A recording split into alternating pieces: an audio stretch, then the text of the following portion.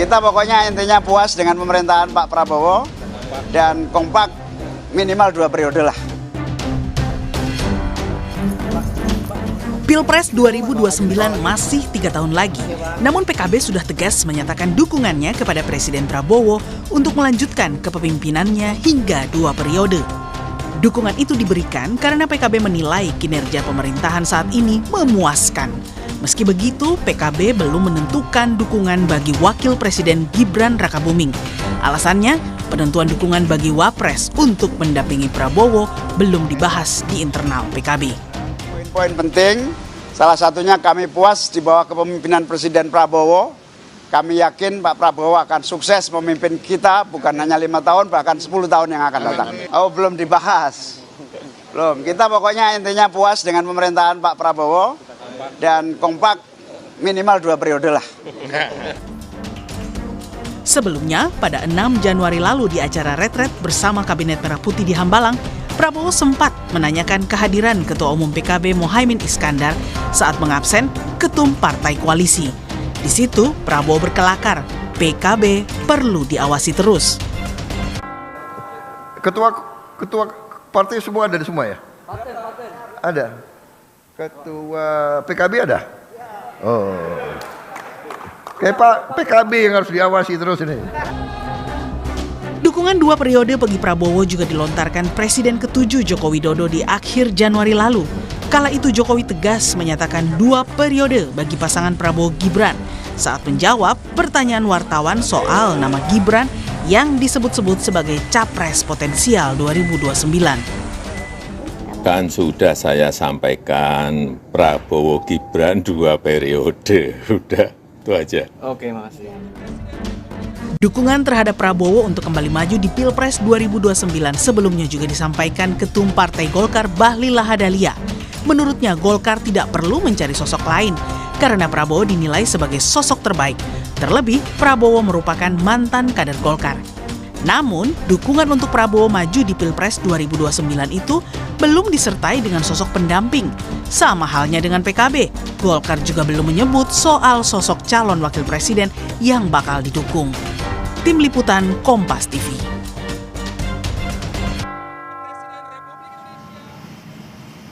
Lalu apa yang membuat parpol koalisi Prabowo Gibran masih gamang untuk mendukung kembali sosok Gibran sebagaimana dukungan 2 periode untuk Presiden Prabowo?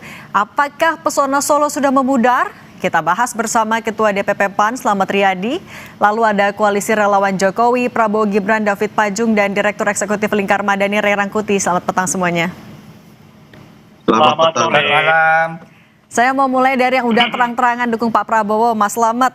PAN sudah terbuka mendukung Pak Prabowo. Artinya kan udah yakin banget nih dukung Pak Prabowo-nya. Tapi kok Gibrannya nggak di bawah-bawah? Baik. Jadi sebetulnya Partai PAN dari awal sudah menyatakan dan konsisten.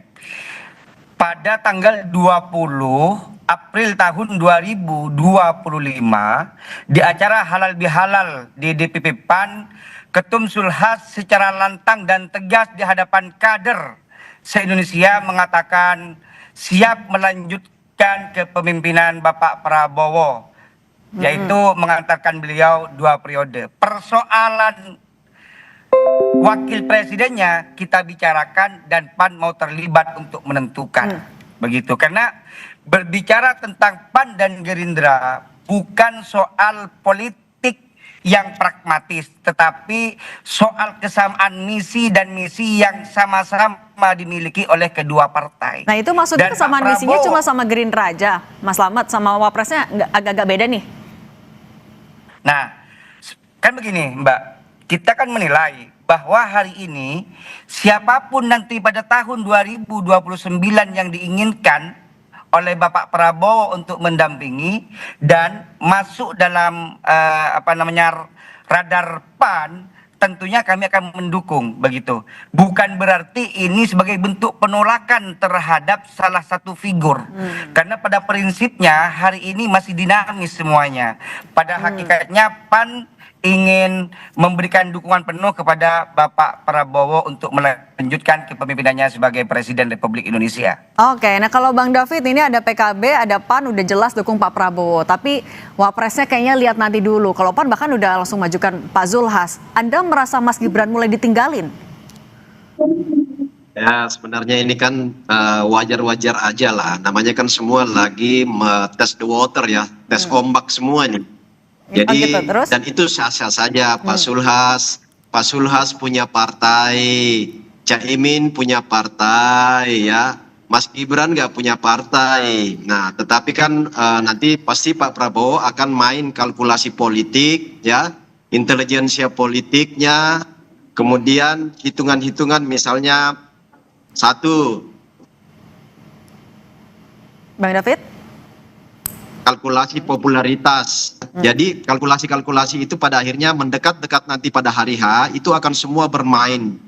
Jadi kalau misalnya masih 3 tahun ini nggak masalah, semua orang bisa berbicara untuk itu. Makanya ketika dari relawan-relawan kami, relawan-relawan Pak Jokowi juga mengatakan kita masih menginginkan merekomendasi paket ini tetap jalan Prabowo Gibran, itu kan juga sah-sah saja sebenarnya. Toh pada akhirnya semuanya akan bermain di kalkulasi hitungan-hitungan kuantifikasi politik itu akan bermain ya. Anda yakin Jadi Mas Gibran masih peluang-peluang- masuk kalkulasi Pak Prabowo di 2029 berarti? Oh sangat. Kalau dari kami sangat optimis ya, sangat optimis karena kekuatan yang ada di belakang Mas Gibran ini kan luar biasa, termasuk realitas lapangan. Mas Gibran nggak pernah bicara kan hal-hal itu. Beliau itu hanya bekerja saja. Selalu saya katakan itu silent movement ya, bekerja dalam diam, bergerak dalam diam, melaksanakan tugas sebagai wapres. Bahkan apa yang ditugaskan dan diperintahkan oleh Presiden Prabowo, beliau laksanakan tanpa ada argumen ya. Semuanya dilaksanakan secara silent, dan itu juga bagian dari bagaimana pengabdian, kesetiaan seorang wakil kepada presidennya ya. Saya pikir itu, Mbak. Oke, saya nanya ke Bung Rey kalau gitu. Bung Rey, kalau kita ingat 2024 PAN kan termasuk salah satu yang ya setia banget memang sama Pak Prabowo, termasuk juga saat itu wapresnya adalah Mas Gibran dan setia juga sama Pak Jokowi. Tapi sekarang tiba-tiba Mas Gibran nggak masuk kalkulasinya di 2029. Ada apa, Bung Rey? Iya, politik ini basisnya kan pragmatisme. Kalau kita bisa, kenapa orang lain gitu. Apalagi sampai sekarang dengan 0% itu kan daya tawar partai politik ini makin menguat di hadapan Pak Prabowo. Beda dengan dahulu karena kan harus 4% kan, atau 2,8% gitu. Kalau sekarang kan enggak. Jadi setiap orang sekarang memungkinkan untuk membangun koalisinya masing-masing. Pada tingkat tertentu ya Pak Prabowo juga khawatir nih kalau sampai beliau mendapatkan figur yang nggak tepat di 2029 yang akan datang gitu. Tapi sebagai presiden kan beliau masih menjadi ikon. Tapi kita akan lihat lah ke depan apakah tingkat kepuasan kepada Pak Prabowo misalnya masih tetap tinggi atau tidak. Karena kelihatan kecenderungannya kan terus menurun gitu. Saat yang bersamaan kan beliau udah mau coba nih kalau bergandengan dengan Gibran gimana. Apakah memang sesuatu yang masih ideal di tengah masyarakat atau tidak gitu. Jadi ada unsur persoalan pertama adalah pragmatisme semua partai politik gitu ya, bahwa ya mereka tetap ingin dong digandeng gitu ya. Kenapa Gibran bukan kita kan kira-kira gitu. Nah yang kedua tentu saja juga Pak Prabowo melihat kalkulasi sepanjang 5-4 tahun ke depan ini berpasangan dengan Gibran naikin popularitasnya apa enggak sih gitu loh. Atau bahasa yang lain Gibrannya masih bisa dijaga apa enggak gitu. Oke, tapi Bung Rey ini tuh sebenarnya partai-partai mempertimbangkan berambisi maju jadi RE2 karena memang mau menduduki posisi itu, yakin bisa menduduki posisi itu, atau justru ada pesona Solo yang mulai memudar? Tapi jangan dijawab dulu Bung Rey, kita akan kembali usai jeda, tetap bersama kami di Kompas Petang.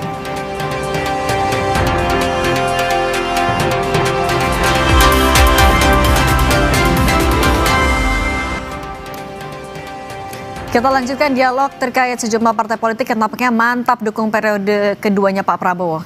Mas Slamet, kalau kita ingat 2023, Pak Zulhas itu selalu bilang bahwa Pak Jokowi ini mengorkestrasi, tampaknya juga mesra sekali dengan Pak Jokowi. Tapi sekarang tiba-tiba anaknya tidak masuk bursa ketika masuk menjelang 2029. Apakah Anda tidak mengkhawatirkan ada konsekuensi politik yang didapat dengan pilihan Anda sendiri ini?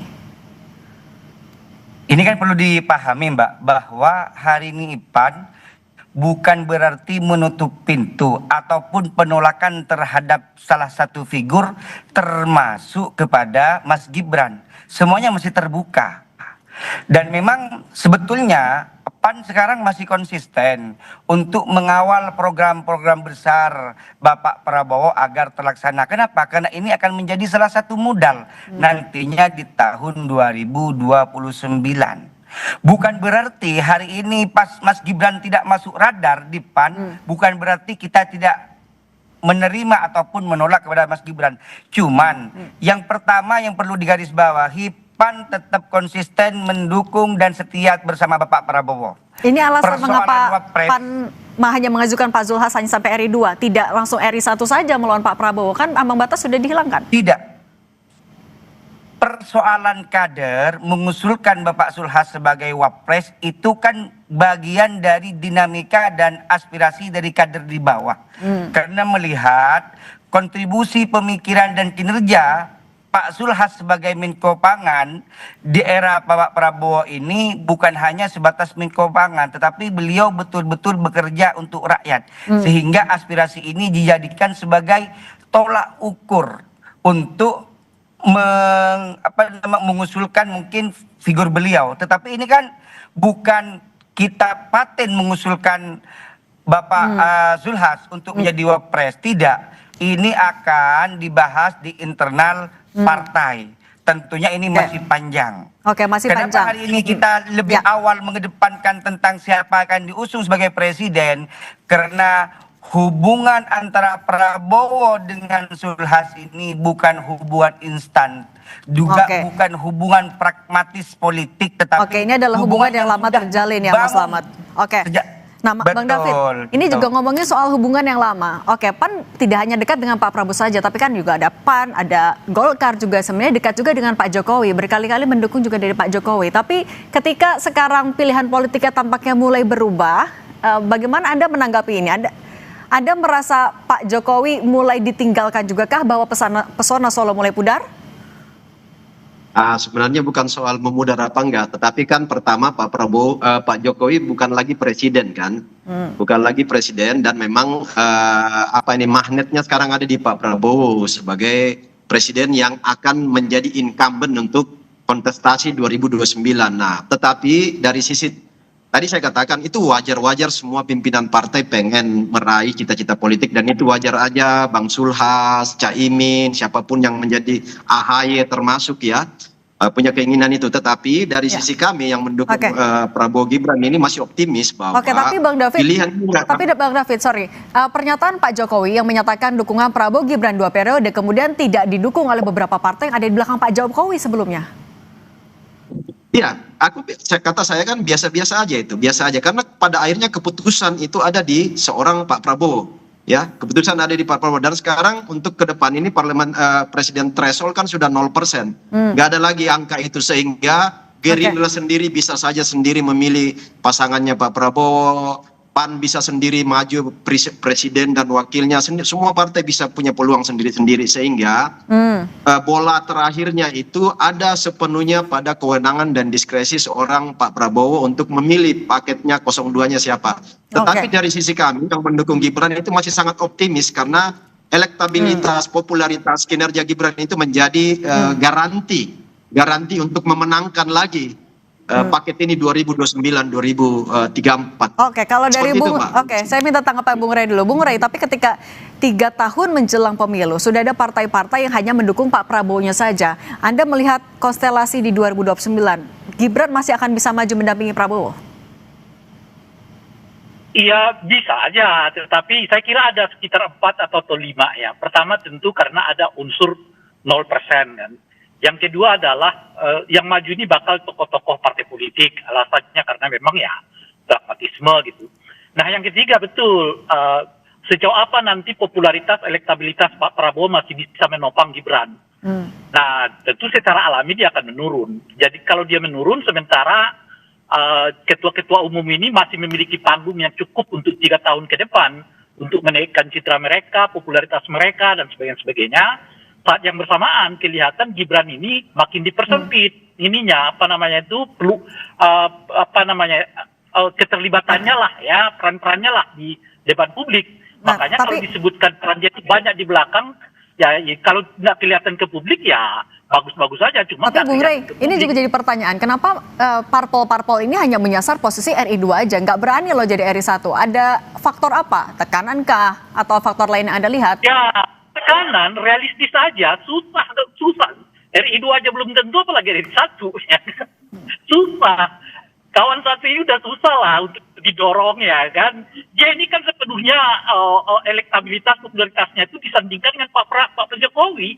Kalau tanpa Pak Jokowi, 6% aja susah kok Gibran itu. Gitu loh kira-kira ya kan. Oke, saya minta tanggapan Mas Slamet dulu ya Bung Rey kalau gitu. Mas Slamet, benar nggak ada tekanan? Kenapa PAN sendiri hanya menyasar RI 2 aja? Kenapa nggak RI 1 sekalian? Sementara kan begini Mbak, ini kan belum ada pernyataan final dari ketum kami, Tum Sulhas. Karena kita berpikir kan begini, hari ini kan tentang berbicara politik rasional, bukan politik kultur ataupun politik figur. Jadi yang kita inginkan hari ini, keberlangsungan berbangsa dan bernegara ini di era kepemimpinan Bapak Prabowo ini kita bisa melihat semua bahwa siapa yang bisa ataupun bisa dipastikan untuk melangsungkan program-program kerjanya. Kenapa? Bapak Prabowo ini memiliki misi yang sama, bahwa di dalam Partai Amanat Nasional ada 12 misi. Yang nomor poin 8-nya itu yaitu membangun arah kebijakan dari masyarakat bawah. Dan ini sudah dilakukan oleh Bapak Prabowo. Sehingga inilah salah satu alasan kami untuk ikut andil dari awal sejak tahun 2025 untuk mendukung Bapak Prabowo sebagai presiden 2 periode. Oke, tapi artinya tidak ada tekanan seperti kata bayang-bayang Bung Rey itu, tidak ada itu tekanan? Tidak ada. Sampai detik ini pun ketum kami enjoy, tidak ada tekanan politik, tidak ada tendensius politik apapun yang terjadi pada ketum kami. Ini murni adalah aspirasi dari arus kader Partai Amanat Nasional untuk mendukung Prabowo melanjutkan kepemimpinannya di tahun 2029. Oke, pemilu masih 3 tahun lagi ya, semua bisa terjadi. Mas Slamet Aryadi, Bung David Pajung, Bung Rey Rangkuti, terima kasih sudah berbagi bersama kami. Saya selalu sama-sama.